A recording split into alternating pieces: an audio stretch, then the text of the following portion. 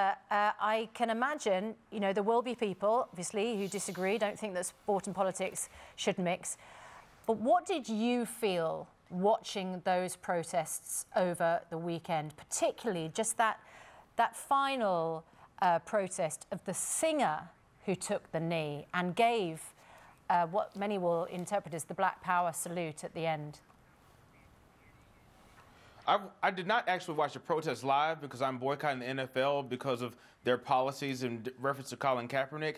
However, I am very thankful for NFL players taking a stand or taking a knee in this instance. Sports is at the heart of what America is. We love football, we love baseball, we love basketball, and athletes are those who are in the limelight, and they are the ones with the biggest platform. And just like Muhammad Ali, when he was making statements in reference to the Vietnam War and other injustices, he took a stand. Colin Kaepernick took the same stand, who put his multi-million-dollar contract on the line to fight for people just like me, my nephews, my nieces, to make sure that we get fair justice and we have social programs that are beneficial to all. And it's very important for the NFL to stand behind their players, to make sure Colin Kaepernick gets hired, and people like Donald Trump who were inciting these flames, they're the ones who were at fault.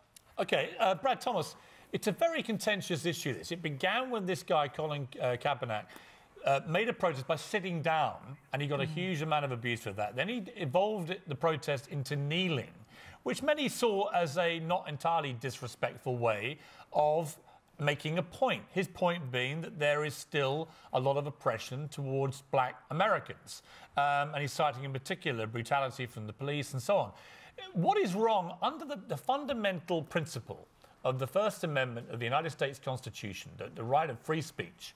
What is wrong with somebody respectfully dropping to a knee and making a silent point of protest during the singing of the national anthem?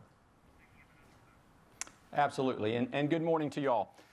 Yeah, first of all, I do support the President of the United States, and that's first and foremost, but I also support the men and women of all races who fought for this country and who made this country what it is today, which gives us all the liberties that we have today. And I think that's really the most important aspect of this.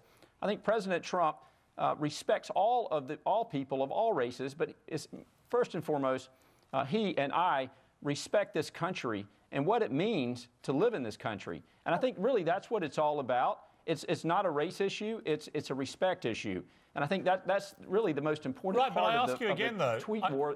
Right, but I ask you again, what is so disrespectful about simply dropping to one knee? I mean, when I go to church, for example, and if you go to church, but when you kneel in church, it is the most respectful moment of any church service. Why is kneeling seen to be so disrespectful?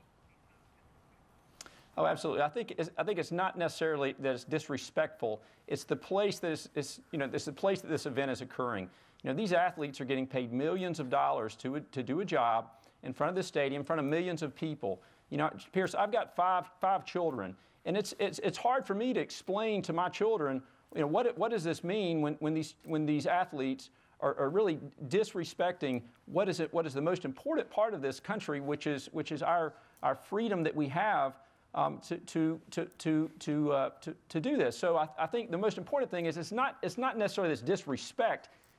It's the location and these athletes getting paid this money. They've got a significant platform to do this via Twitter, social media. There's plenty of places to do this, and I'm not at all against it. It's just in front of this location, in front of an NFL or any of these stadiums where these athletes are getting paid. They're on the clock to perform a job. So I think they should do that when they're not doing their job off the clock. Eric Guster, what do you make of the argument that there is a time and a place for protest and free speech? That is one of the dumbest things I've ever heard. I'm in Birmingham, Alabama, which is the home of the civil rights movement. And it's always been said, this is not the time and place for that. Equal education for all is not the time and the place for that. And when people make statements such as what this commentator just made, these people are they're being paid millions of dollars and they shouldn't do this in this form. That is what a protest is. That is the type of oppression that these players are experiencing. Hey, if we pay you $1 million, you do as we tell you to do. Don't worry about protesting for oppression. Don't worry about protesting the criminal justice system that is unfair. You do your job, boy, and shut up. And I'm tired of people like that who are making those types of statements in the same breath saying, hey, this country is great. We have all these freedoms, but don't you protest, which is under the constitutional rights Eric. that you have. We don't want you to protest because you're making $1 million. Okay. And that's stupid, ridiculous, and oppressive. Okay.